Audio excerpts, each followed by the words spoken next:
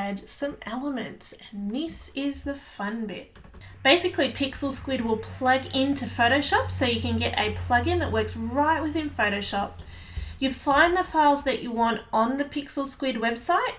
There are over 5,000 3D elements available. Now, these elements are not 3D in the sense of the word because they're pre-rendered.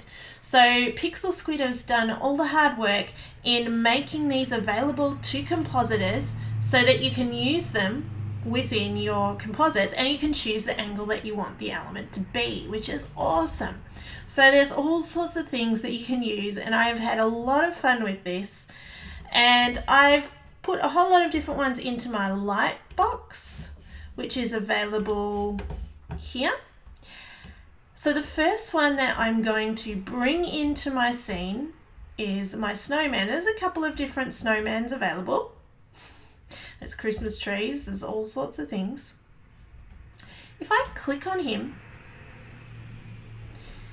it downloads a low resolution version first. This means that you can place it within the scene and position it how you need to. So I can move him into position.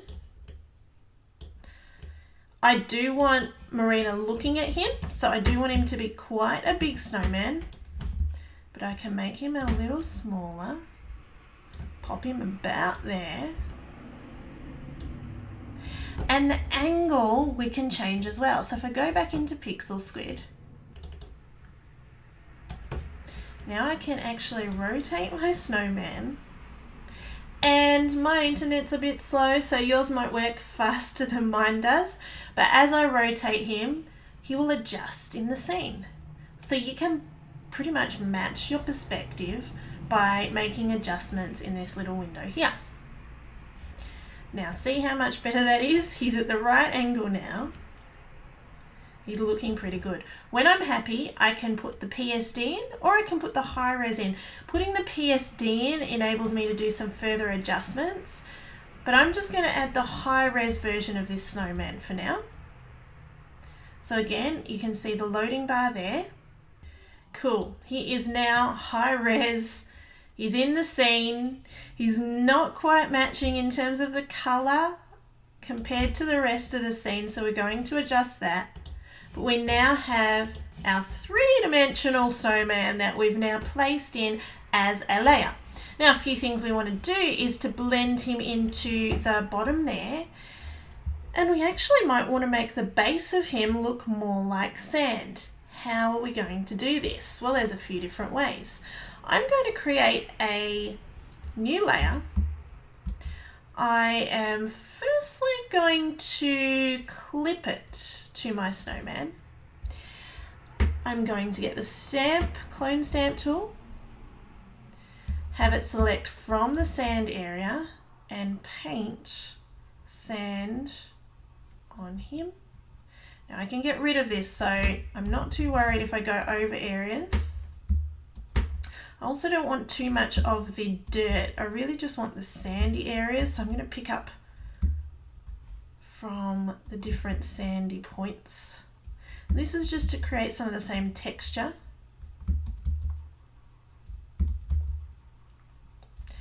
Because I want my snowman to be partly a sandman, which is a bit scary. So we're not getting rid of the snowman here, we just got a layer over the top, which is sort of sand.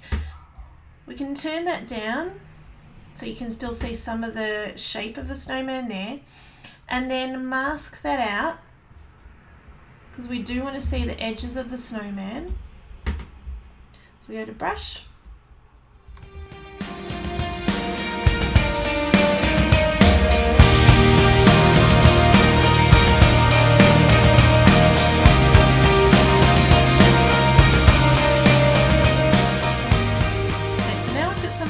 Of the sand that's surrounding him there, we want to blend in around here just like we did with Marina, and then add some shadow. Again, the same thing. So we'll mask our snowman, go back to our sand brush, and zoom in so we can see a little better.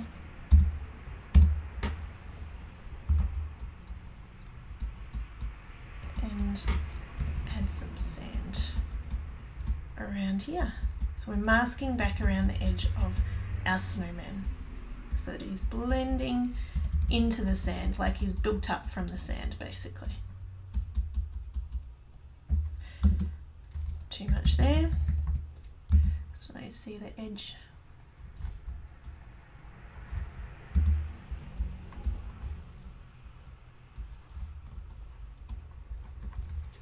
Okay, next he needs some shadow as well. So underneath, create a levels adjustment layer.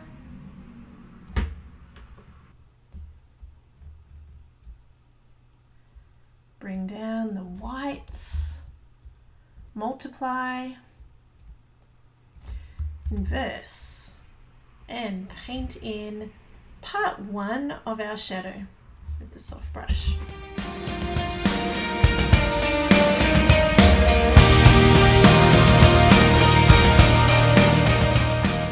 Now that we've put some shadow where our snowman is, where we've masked him back, it looks too dark because we don't actually want that to show through. So what we're going to do is just one more layer there.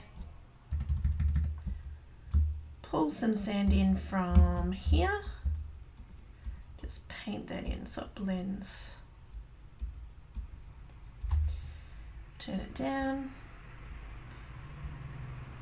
Okay. Next, our snowman needs some shadow on the front of him there too. So what we'll do is a similar method, a levels adjustment. We'll go right up the top there, multiply, inverse, and we'll just very softly, with a very low flow, paint some shading onto the front of our snowman there.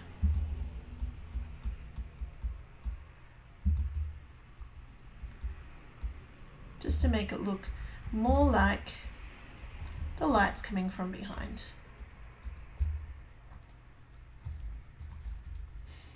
Turn it down.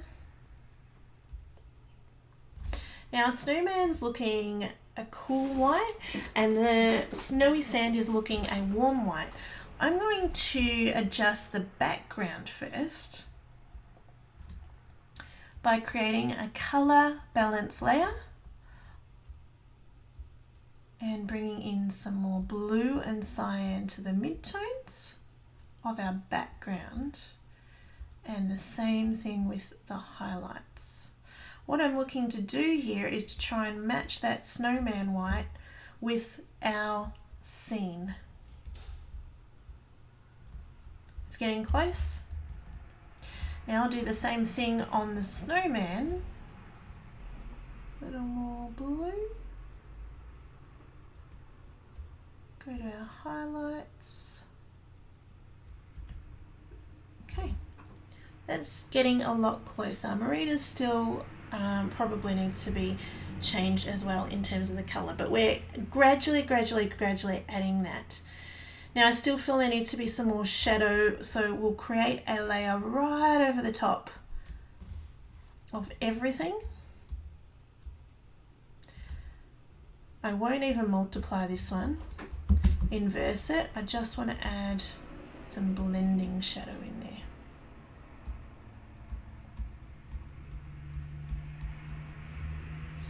Turn it down.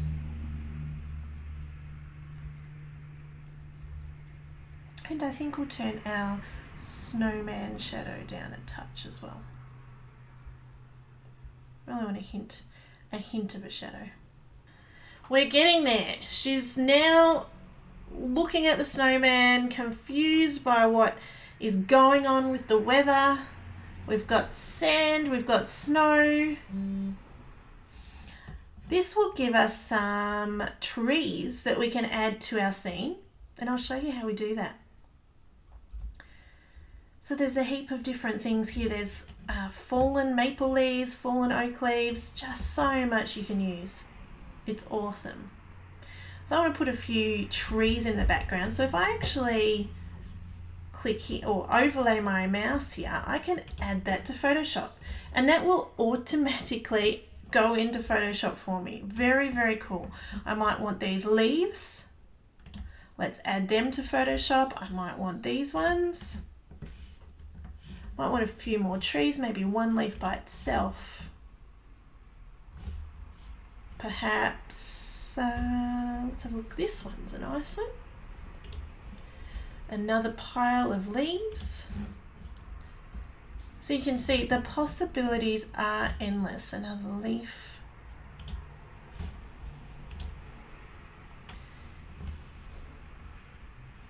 Pretty cool. Okay, that should do me for now. We do know we want a few bare trees as well. So some winter trees. If I look up winter, we've got all sorts of things here too.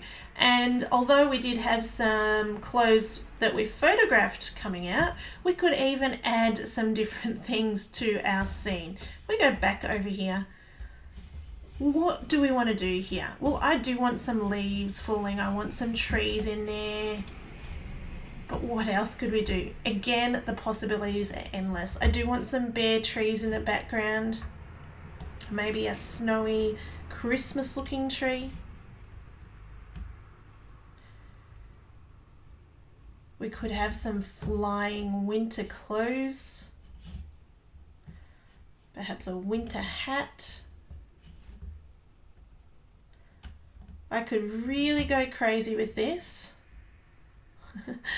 It's so much fun. So let's just go back into Photoshop.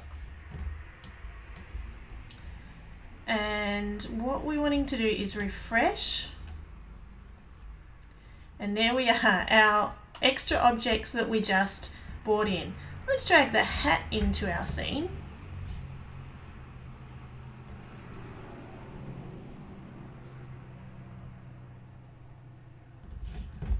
Now, obviously we want that in front of some of the other things there. So we'll bring that to the front. We don't want it that big. This is our low resolution version at the moment.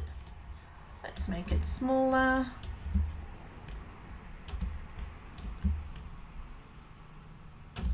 And that too can be flying out of the case. It already has a shadow to it and the shadow is quite soft, so that works pretty well for us. We want the high res version there. See how easy it is to add objects to your composites now.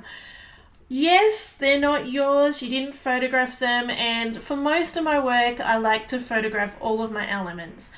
But there's times where I need to quickly access a certain thing, and having something that's already cut out that I can put in any direction I want is just fantastic. Let's bring in some trees. First of all, we'll bring in some bare trees, as in some winter trees. So I'll load this one up. We can put that somewhere in our scene. Again, you're looking at the low resolution version and the angle is not quite right. We want the tree angling in a bit more. We'll place that in as a high res. We do need to blend that into the ground, and that's pretty easy done. The same method we did the feet and blending in the snowman and so forth. So I'm going to go about adding some more elements, and I'll record it and I'll speed it up because you don't want to have to wait for my very slow internet to load my objects in.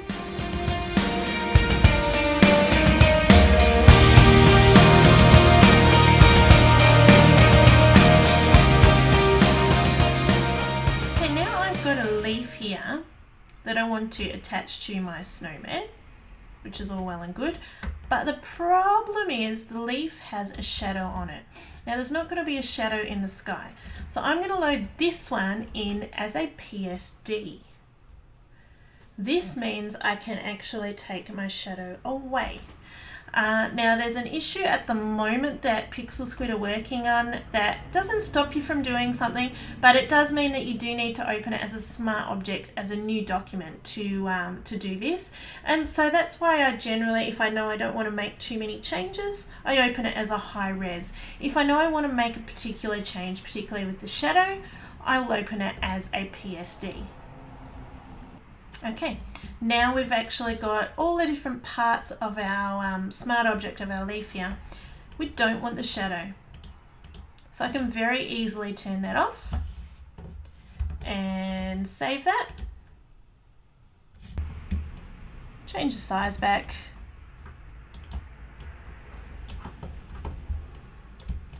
And this is my non-shadowed version of my leaf. So I'll get rid of the other one, I don't need it.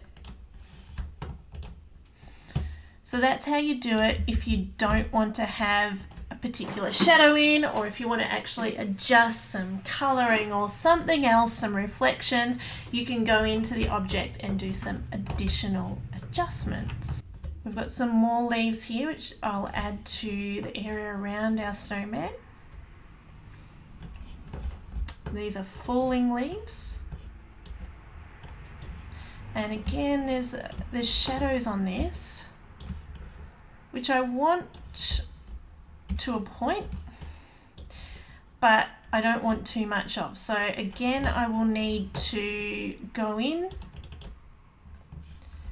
to the PSD version of it. I'll just make them fall a little flatter so you can see more of the leaves. And I'll be masking some of them out as well. So we can move them behind and in front and all sorts of things like that. And in fact, they probably would be behind my snowman there, falling behind him. But we do want to get rid of some of the shadow on it, some of our leaves there. So we'll go into the PSD. We'll open it as a new document, which means we'll need to replace this low resolution version of it that's currently there. So it's all of these shadows that I don't want. I do want a touch of shadow to add to the 3D of it. So I will dial that down to about 15%. And pretty happy with that. I'll drag that into my scene. So we can move that around. I can even paint out some of the shadows and leave some of the other ones. Now that I've got the whole group in there. So we would want to paint out the shadows that are there, but maybe leave the very subtle shadows that are down near the ground. So going over here to the shadows, over to our brush, make sure it's black, and we can paint those ones right out, turn up the flow. So that's one good way of controlling shadows from your PixelSquid objects. Now I want to add an autumn tree over this side. And again, I want to angle it forward. So let's bring that forward a touch, or like the angle of where it is sitting. Load it up, and I think I'll make it a little smaller. Pop it up there somewhere. So good how you can just move things around. Now there is some shadow that's too harsh there, but I'm going to just go to high res and I'll soften that off with the mask. Okay, make some adjustments on our trees there. So as I said, with the mask, turning that on, turn my flow down, and I'll just paint back some of that shadow so it's not as obvious. Make sure my hardness is 0%.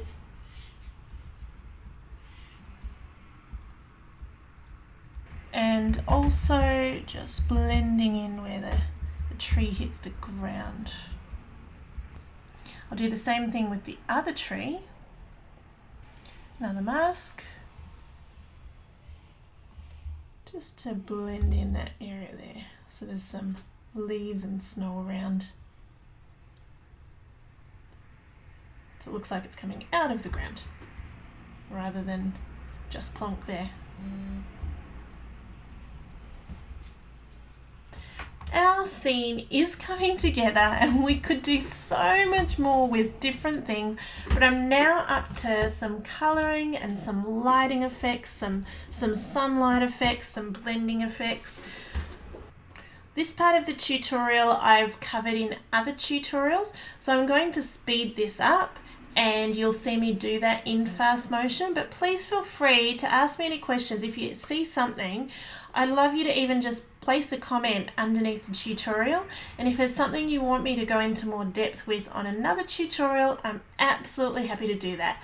But now just watch me refine the image, adding colouring, gradient map to make it look complete.